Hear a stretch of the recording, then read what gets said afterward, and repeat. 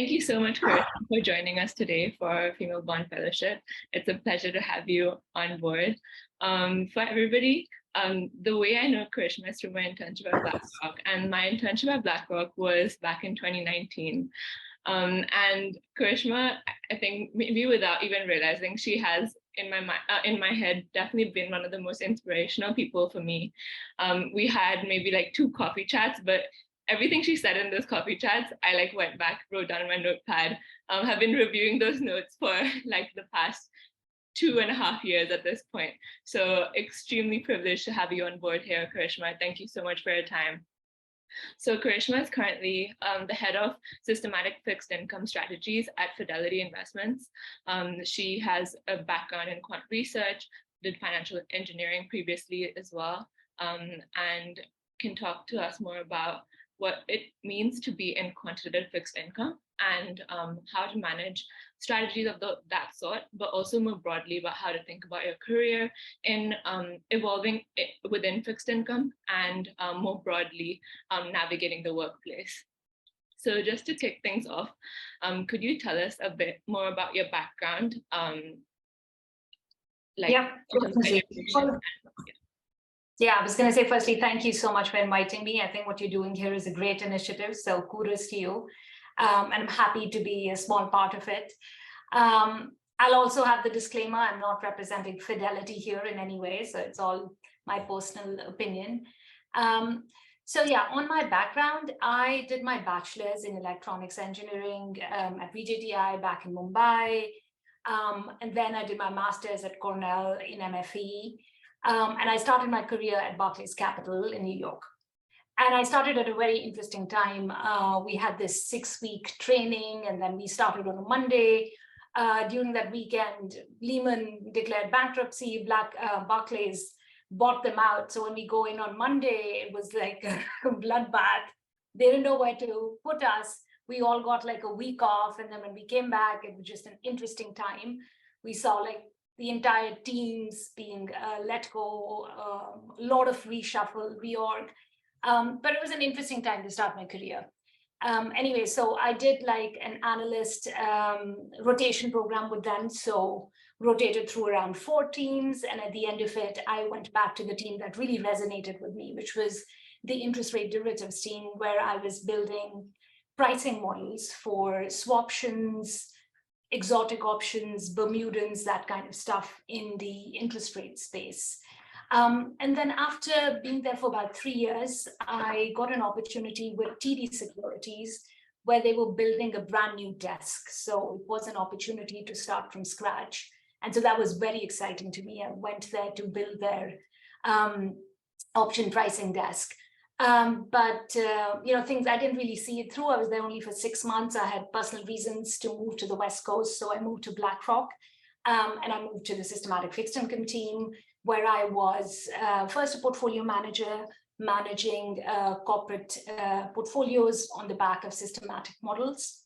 As I was doing that, I naturally kind of gravitated towards research and very organically moved into a research role, which at first I just missed being a PM and being in the middle of action. But in the long run, looking back, it gave me so much more opportunity and time to do what I really loved, which was research. So in that capacity, I built systematic models across corporates. So that would be IG bonds, high yield bonds, across treasuries, across the ag, which is essentially treasuries, corporates, and securitized. Also in the muni space, and then finally a lot of ESG work. And then at the end of it, as I was like, my learning curve was kind of plateauing, and I was figuring out what I wanted to do next. I came across an opportunity at Fidelity.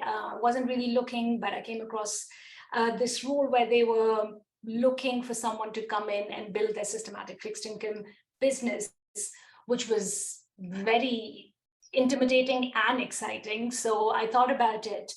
And so I joined Fidelity about 6 months ago.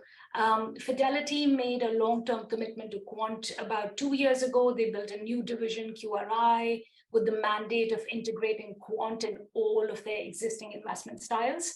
At the same time, building or integrating and transitioning investment styles that are purely quantitative. So they've transitioned from one of their subsidiaries, an equity business that's fully systematic.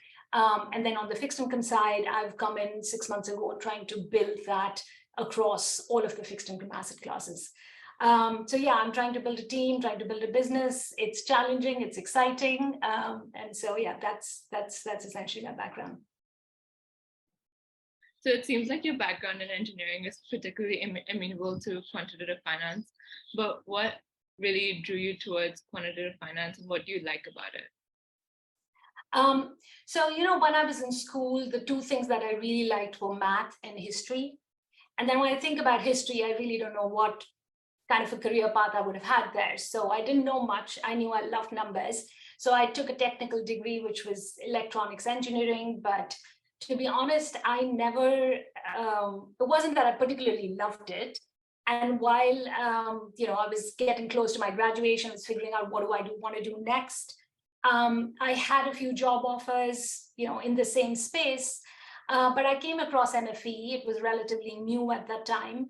And it really caught my attention because I loved the idea of taking something theoretical, like modeling, and applying it into something that you can see an instant impact in.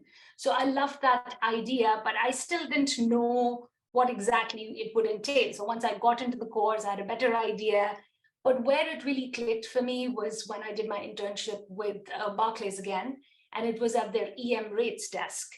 And once I was in the middle of it, I realized, oh my God, I love being on the floor. I love the quantitative nature of the role. I love the fact that you can take numbers, build a model, and have like this, instant feedback where you're right or wrong, right? The model works or it doesn't work. So this defined outcome where you're defining everything very quantitatively and you're trying to see what is the impact. I love that aspect of it. And so that kind of stuck with me. And over my career, I really changed roles. But for the most part, it's been in quantitative fixed income because fixed income by its nature is slightly more complex and more interesting. And then the quantitative bit really helps, it really vibes with my quantitative nature and helping structure problems. At the same time, I'll also say, because it's practical applications of something quantitative, we have to recognize the model limitations and, how does it really translate to the real world? So, keeping that in mind and understanding limitations is key. But the core quantitative nature of it, it just works with how I think and how I like to look at things. When you're looking at using your quantitative skill set in your day-to-day, what tools do you primarily rely on? And how do you keep sharpening those tools on a day-to-day basis? So in terms of tools, a lot of the tools that I use are, for the large majority of my career, I used a lot of Excel. So I could do anything in VBA. You want me to build like the most complicated model, I would have been able to do that. I worked with a lot of languages, but right now the models that I build, they're all in Python. I'll use a lot of Bloomberg for data. But like for data, there are just so many sources that I use. In terms of sharpening those skills, I think what is important, it doesn't matter how old you are or what stage of your career you are in, things are going to keep changing and you just have to adapt and to be a step ahead, whether it's like, picking up a new technology, picking up a new technique that has come in. I think it's really important to not shy away from it. I'll give an example of something that has stayed with me. I remember this was like 5 years ago at BlackRock at their systematic fixed income business, and everybody was talking about Python, and there was a big push, but nobody was really using it. There wasn't a need. We had existing models that were running in the language, and we had our CIO say we're just going to have Python courses and everybody's going to do it, and I just want to make sure everybody does it. Maybe Diksha knows Tom Parker, but essentially he sat next to me in that Python class. He's like, he doesn't need to code. I'm sure he's not using those coding skills, but really leading by example. And I want to say by the time I left, almost all of us had already switched, and that was so important. And then in terms of research, what I'd say is it's really important to keep yourself updated in terms of what's going on out there. So aside from, let's say, I've got a product lineup that I need to launch. I need to build research models for corporates, munis, treasuries, and that's in a way like my objective.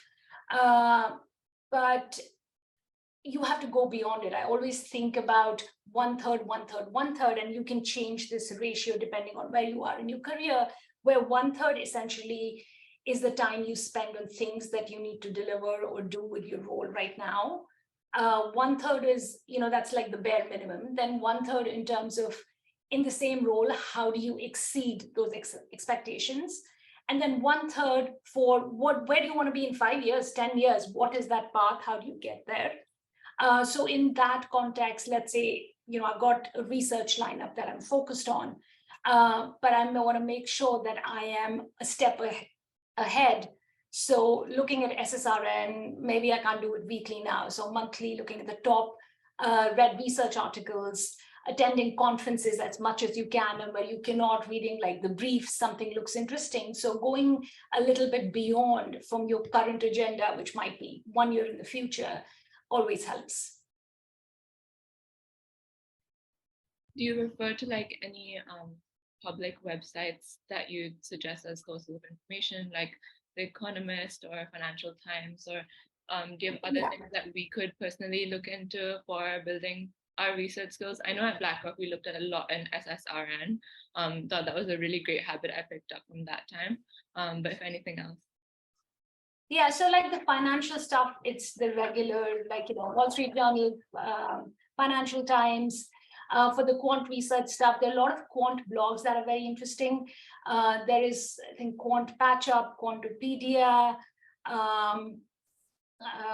Quantivity.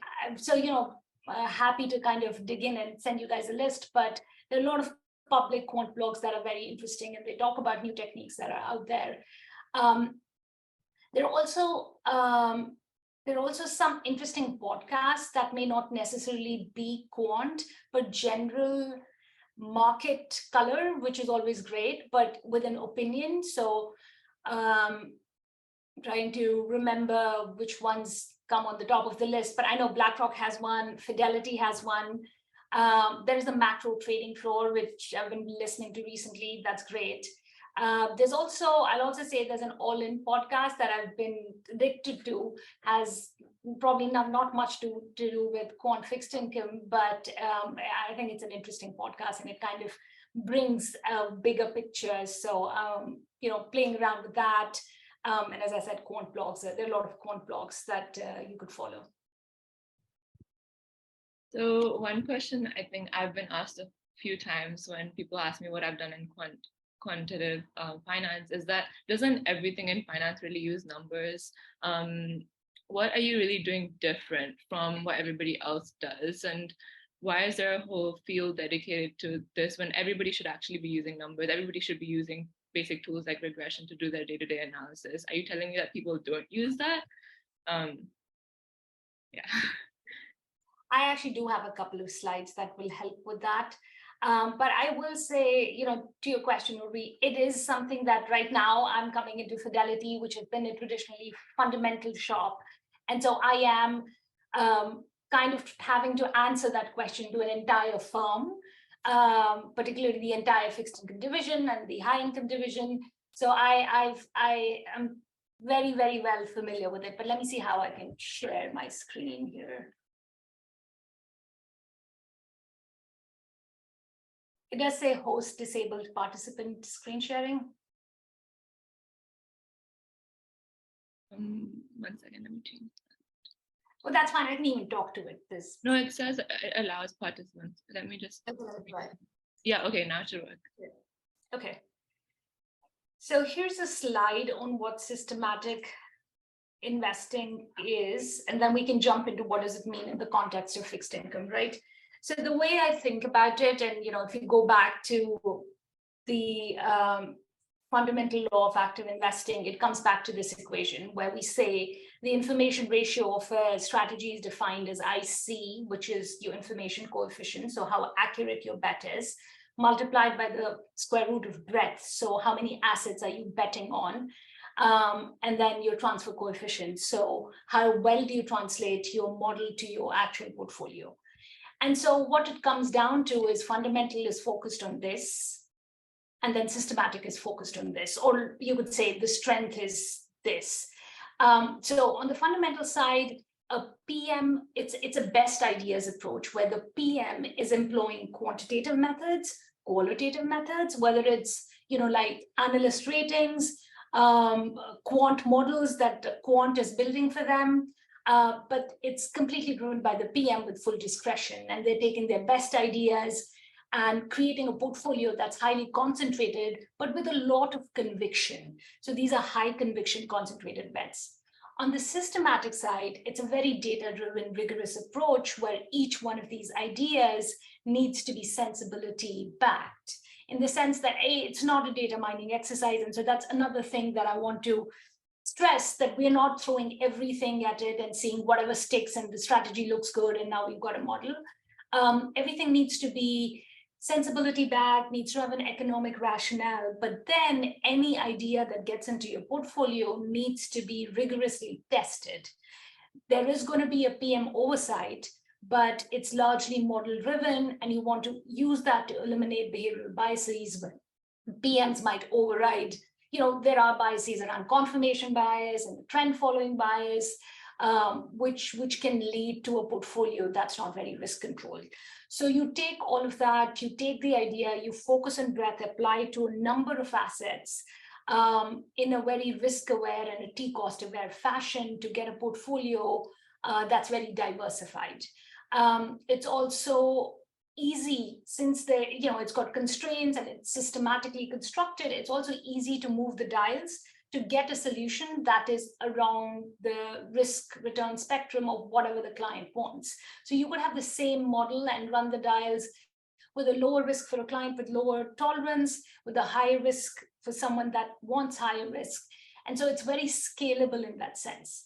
But what ends up happening with both these processes is at the end of it, even though they start with the same financial insight. So for example, the insight could be more profitable firms are going to outperform. So both the fundamental manager and the model is trying to load on the same insight. What happens with the process is, in the end, you have portfolios that look very different in terms of the return streams. So if you looked at the average return of a systematic manager versus the return for an average fundamental manager, the correlation is generally 0 to negative. And then the second thing that happens is the positioning is very different. So you're not going for the same names. And so that differentiation is a key selling point from a client perspective. Just as you would ask a client to diversify the asset classes that they have, you're trying to ask them to diversify investment styles. And now you have a return stream that is better than either one of them. And at the same time, which is more relevant for fixed income, you have this, you have the ability, you have more capacity, because now for a Microsoft bond, you don't have both the strategies vying for the same bond. So that increases your capacity. So that's the value proposition that usually works with clients. So on that note, the other thing I didn't, and actually, there's one more thing I talk about. So this is how I think about a systematic investment process. And you can move things around. It may be different for different teams. But essentially, you want it to be very disciplined. You want it to be robust. You want to separate the research and PM functions as much as you can. So there is no manipulation. You start off with your hypotheses. So as I said, maybe the hypothesis is higher profitable firms are going to outperform. Then you do your initial analysis, you do some sensibility reviews, so you don't really go down a rabbit hole without making sure you have the right data. Does it pass the smell check?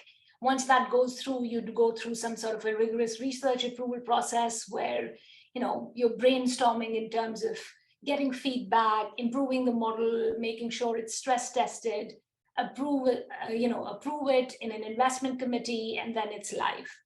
But what I want to stress in this process is this end step, which is model management, is very, very important. I don't think the research stops here.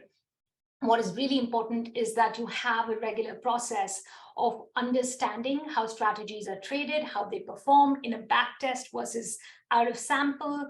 How does the model perform? How does the actual portfolio perform? What is the PM seeing, while trading it in terms of limitations? Is there anything that you can do to improve the model? So, again, comparing it to what a fundamental PM would do, this is more robust, this is disciplined, we're trying to remove behavioral biases. Some biases will always creep in, but as much as we can. And so, I will take this to now fixed income, right? So we spoke about what is systematic and how it's different from fundamental. And now thinking about what does it mean to be systematic in fixed income, particularly because fixed income is quantitative by nature. So most fixed income teams in most firms are going to have a huge quant team supporting them, because even to just trade a bond, you need to understand cash flows, you need to understand discounting, then you need to have analytics. If it has an option, you need to have an option model that has an OS.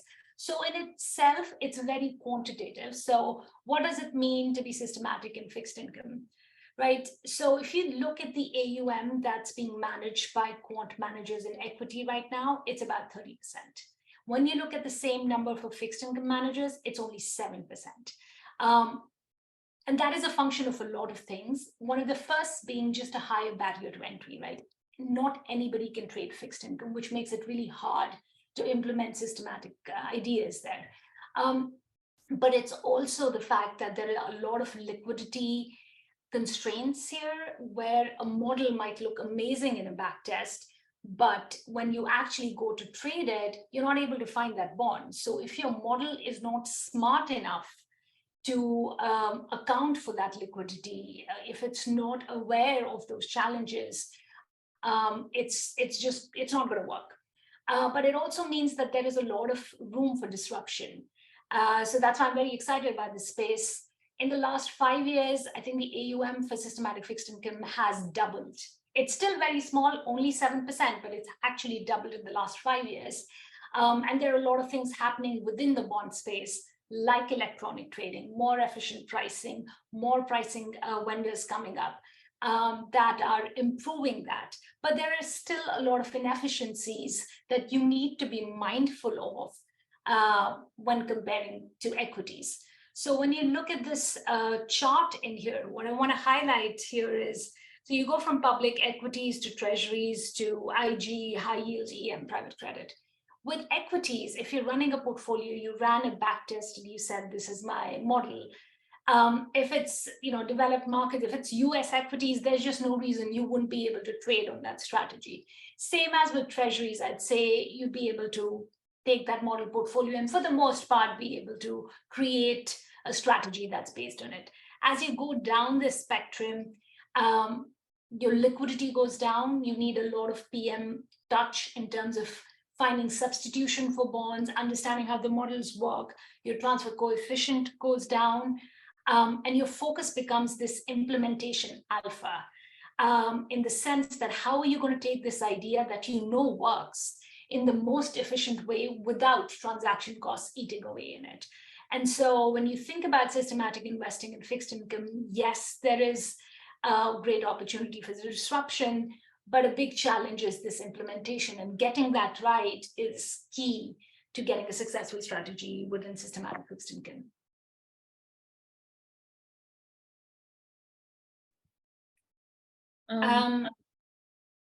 Sorry, go ahead. I don't know if we have enough time, but I was going to walk through a signal with you guys, if that would help. Yeah, I think that would be really interesting. Okay. So what we do is like build, forget the equity bit, right? What we do is build models all across. So in each one of these asset classes, and then build models for asset allocation to bring it all together. And so now you've got systematic fixed income fund that's IG plus high yield, or that's core plus, any of that. But to think about how do you go from a concept to an actual implementation, I pulled this up from one of the papers, and since it's all public, I don't have to really worry about anything. So this is a paper that we wrote last year, and you can look it up on SSRN. But I thought it was a good example to go, how do you go from an idea to an actual strategy? So in here, what I was looking at was ESG characteristics of companies on a company level, not a bond level. And so one of the ideas that came about were around corporate commitments to lowering carbon efficiency. Everybody's talking about carbon efficiency. What is your commitment to Paris alignment? What is your commitment for climate change? So there are a group of companies that have started committing to, we're going to reduce, we'll make sure the temperature rise is not more than 2% by 2050. What I tried to do here was let me just pull out things which show us commitment on a company level. And my prior is either, your first thing is, are they really doing it, or are they just saying it? Because 2050 is really far away. How you get to that commitment is not really a way to check every year, right? So my first goal was to look at these commitments, whether it was through these corporate commitments to carbon intensity, whether it was through, how much green debt are they issuing, how much are they investing in clean technology. So looking at that and seeing, are they actually reducing their carbon emissions? So my first ancillary here was, does it reduce carbon emissions over the next year? And so with this, I essentially say, yeah, it actually seems like it does. And then when I started looking at which are these companies that are committing and doing all of this, it turns out most of these companies are really high quality companies. These companies have very high profitability ratios. And so it makes sense they can afford to do it. But also what's interesting is when you take this and you look at the profitability over the next year, it also indicates that its profitability is going to increase, right? And so that is the sensibility aspect of this signal, where we are saying, yeah, this is a signal, and I'm not going to just run it through a strategy and see what happens with the numbers. I want to first understand the nature of an insight. What is it indicating, and is it following my prior? So yes, both from a profitability perspective and then from an ESG perspective, these companies are actually reducing their carbon emissions. And the reason they're able to do it is they're profitable. And by becoming more efficient, they're also increasing their profitability. And so then the next step is you kind of create a backtest, you run the backtest. And once you run the backtest, you kind of get an idea of what is the return characteristics. And so that's what you see in here. It doesn't really work in high yield. It works in IG, which makes sense. IG is investment grade. So any company that's rated BBB or higher, so essentially a higher quality company, which makes sense. That's where it would work. And also when you look at this return stream, understanding where the returns are coming from, this shows you that when you do split your returns by regimes, it really performs really well in negative regimes. So it's a quality signal, it's a quality insight. So again, coming back to sensibility, not only does it satisfy our priors and has a sensibility aspect to it, but when you do the attribution and understand strategy, it again kind of lines up well with our priors. So this is just an example to go, where do you go from start to the end of a strategy? Does that help? Yeah, definitely. Does anybody have questions about that?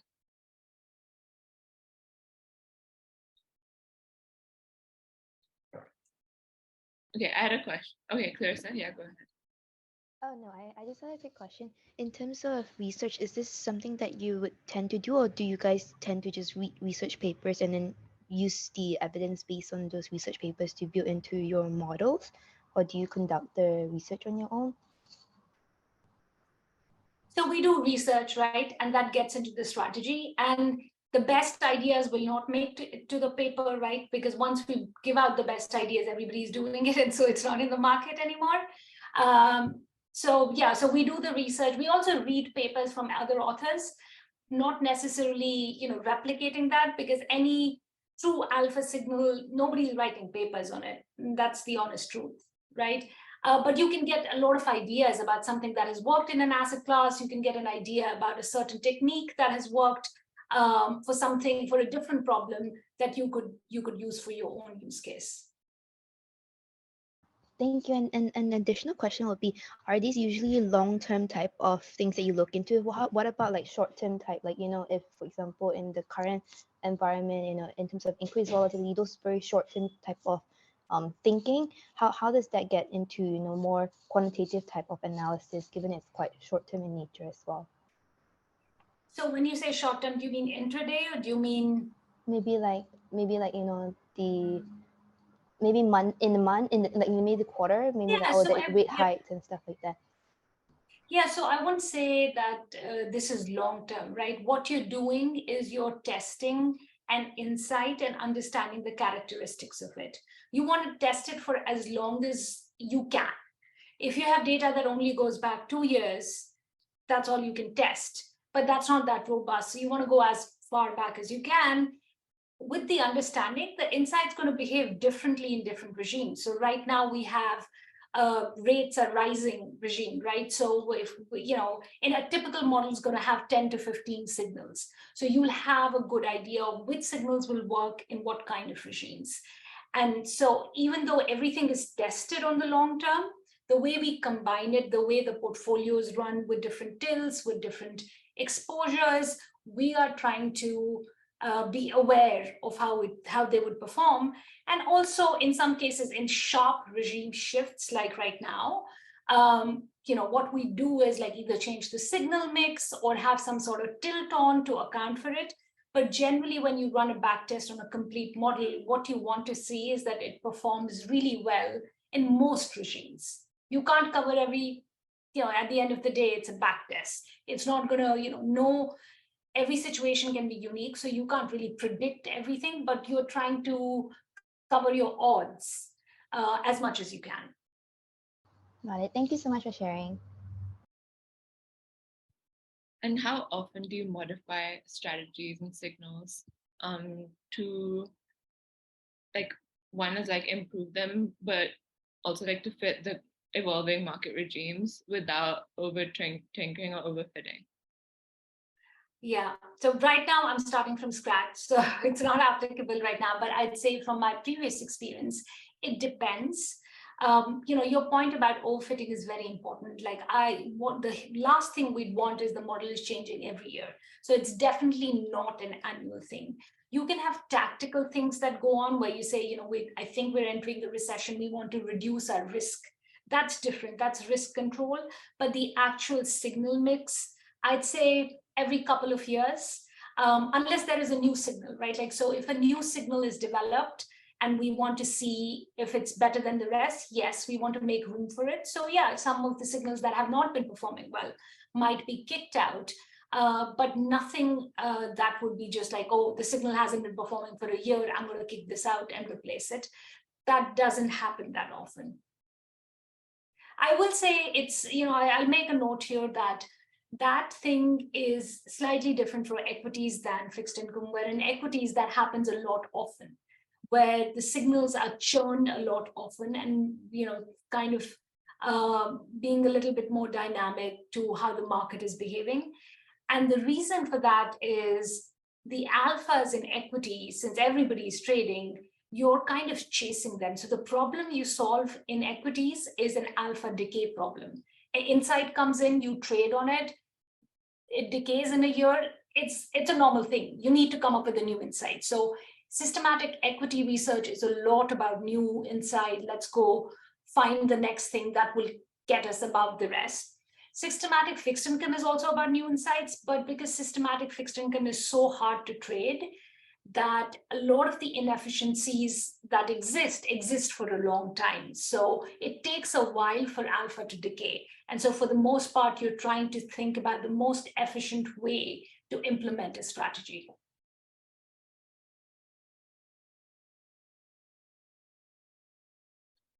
Hi, Karishma. I had a question related to general career, from a general career perspective. What do you think is the measure of success for a quant researcher? I know for portfolio managers, it can easily be measured by the alpha you generate or the money you make.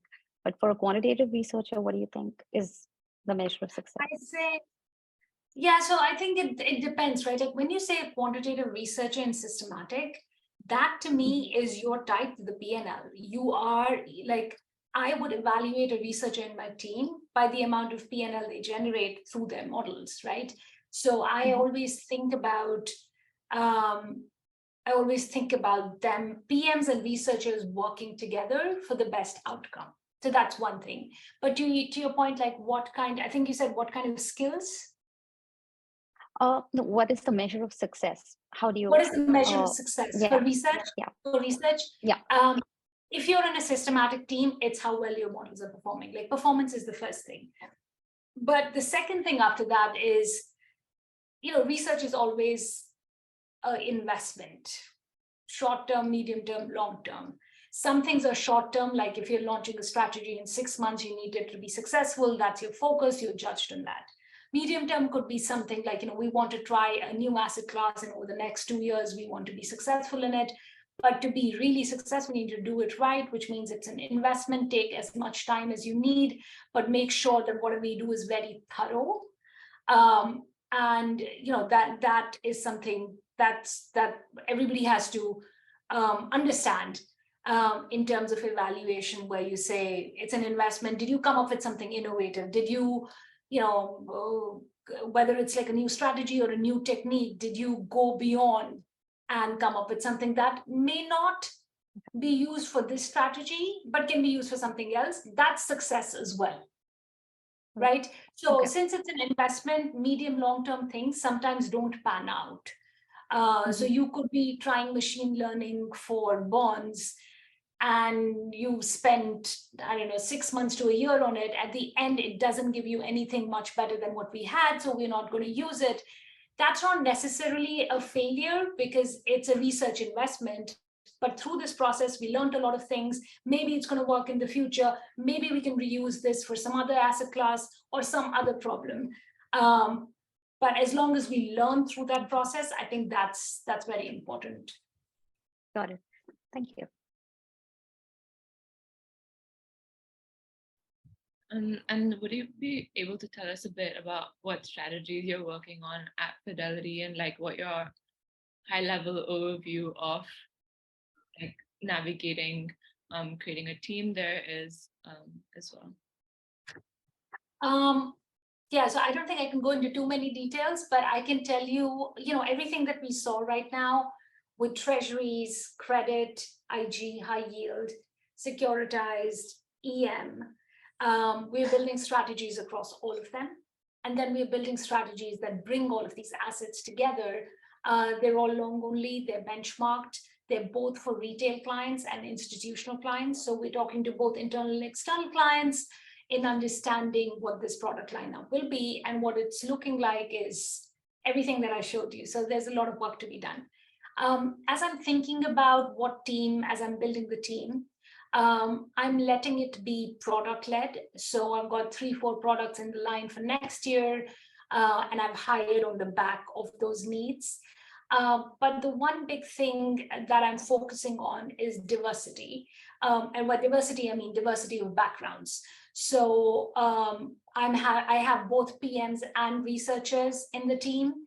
They need to work together and collaborate. And the best ideas don't come from the same degree that you had, the same background experience, or you were a quant researcher in another firm, same personality. And so I really am trying to get different perspectives and different experiences in there. So one of the PMs that I have is coming in from a systematic side, but the other PM is completely, he's from Muni side. And so there's a difference of background there. And then one of the researchers that I just hired has not done systematic research as such ever, but he's a quant. He's built risk models. He's built heavy duty pricing models. So I think there is a lot that can come from diversity of skill set. and diversity of experience. And I'm trying to keep that in mind. At the same time, the needs of the team, the product lineup, all of that coming in together. Okay, so we have about 10 minutes left. I have a few final questions on day-to-day work, but if anybody else has questions, feel free to interject. So one of the last two questions I have is that how do you, on a day-to-day basis, interact with the broader fundamental side of fixed income? And is there cross sharing of ideas, strategies there at Fidelity, but more like generally broadly? Yeah. One thing is, to begin with, they are competitors, right? So I'm sure the fundamental, and even if both of us had access to each other's IP, which at Fidelity we kind of do, you won't want to use it, right? Because it breaks your process. So if I start using analyst ratings that are completely qualitative, it breaks my process. That's not systematic. Similarly, if we build these signals and you've got these Z-scores and what does this number mean and how did you go from raw signal to all these transformations, if they look at that number, it's meaningless to them in their process, right? So there is that. Having said that, there is a lot of good that can come from having joint conversations. And at Fidelity, I work very closely with them in terms of like when we discuss the markets, when we discuss the platform, when we discuss portfolio management tools, challenges, the process. I think there's a lot that can come from that. They've from my perspective, they've done a lot with scale, like when they have multiple portfolios, how they tackle that. It might be something that I reuse in the future as we get more funds in.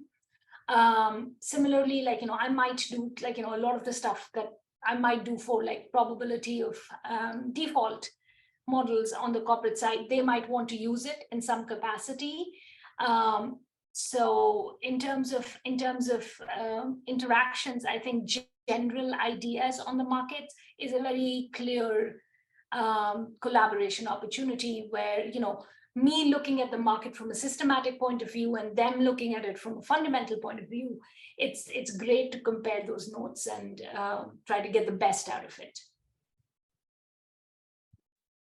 And then finally, would you have any parting words of wisdom or advice for us? Yeah, I mean, the only thing which I think, maybe I told you, I don't remember this coffee chat, but the only thing I'd say is don't be afraid of anything. Like, don't be afraid to raise your hand at the first, at the beginning of your career. What would be great is to make sure you have breadth, as much breadth as you can. So don't be afraid to spend more time at work. Don't be afraid to raise your hand and say, I don't understand this, or raise your hand and say, do you have a project for me? I don't mind spending extra time, but this will get me exposure to a new asset class. It may get me exposure to a new role that I'm not doing right now. At the end of it, you might hate it and you'll be like, I never want to do that again. But it could also open a door where you are interested in it and you might pursue it and you say, this is it. Or none of those things happen, but you are a better whatever you are, whichever role you are, because you have such a good overview of the entire process. And when you start off in your career, everything looks scary and there are things that are intimidating. Some roles are intimidating, some people are intimidating, but I can promise you none of this is rocket science. Nobody is saving lives. Everybody can go wherever they want. So just be brave, raise your hand, get as much exposure as you can. And one of those doors is going to be where you'd be for the next 5-10 years. And then the other thing I'd say is don't stop learning. It's like nothing is final. So as things change, technologies evolve, markets change, being on top of things is always going to help you.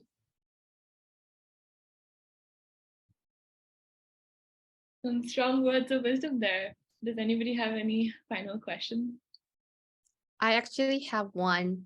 So you mentioned a lot about quantitative finance. So do you think coding and quantitative research is the future trend for the finance industry? Oh, for sure, 100%.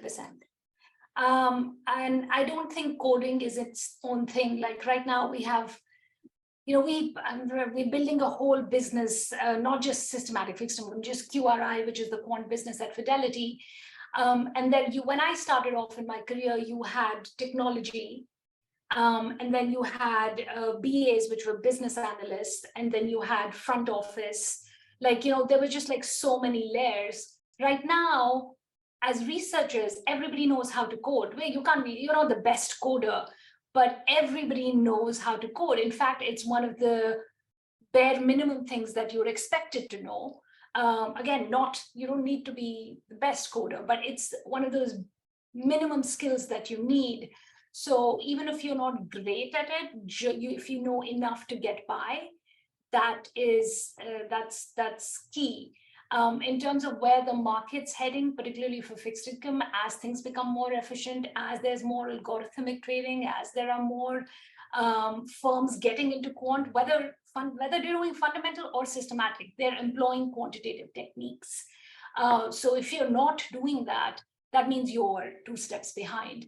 So I think it will become, even if you're a fundamental guy, having either a quant team or being savvy yourself is just going to become one of those bare minimum things that you'd be expected to know in some time. Got you. Thank you so much. One thing I want to add on that, I think maybe it doesn't need to be said, but for those who are like looking to get into quantitative finance who are not involved there, I'd say like coding is not as difficult that I think people who don't code think it is. It's very much a skill like that's iterative, that can be built upon, and the earlier you start learning it, the easier it is to understand it as well. It's very simple. Like once you start doing it, you'll realize that it just looks complex when there's a black screen and white text and you're thinking that this is rocket science, that people need a computer science degree to navigate this, but it's not true. And nowadays there are so many packages and libraries within a coding framework that if you understand the bare bones of coding language, you can just pull those to use to make your life easier. So if you need a program to like read an Excel, you don't need to like figure that out yourself. It's already been done a billion times. You just like call a library to do that yourself. So if you are interested in getting more into coding, I know that a lot of us did do some classes in university, but happy to talk more about that separately and how you can get involved on a day-to-day basis. Yeah, I mean, I'll add Python is really easy. You can go from Excel to Python relatively easily. Like it's not that difficult. And I'm not the best coder at all. So as long as you're getting by and getting what you need, right? Yeah. If there are no more questions, any more questions, Sharon, Hitiksha, Larissa, Liwen, Devanshi? Okay.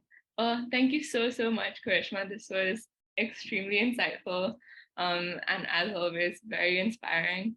Really appreciate the time you put into this, the presentation, and you coming to speak to us. So thank you so much. Yep, definitely. Well, thank you so much and good luck to all of you. I'm hoping to see you cross paths at some point in the future. For sure. Thank you so much. Thank you. Thank you. Okay, thank you guys. Okay, bye-bye. Thanks, bye.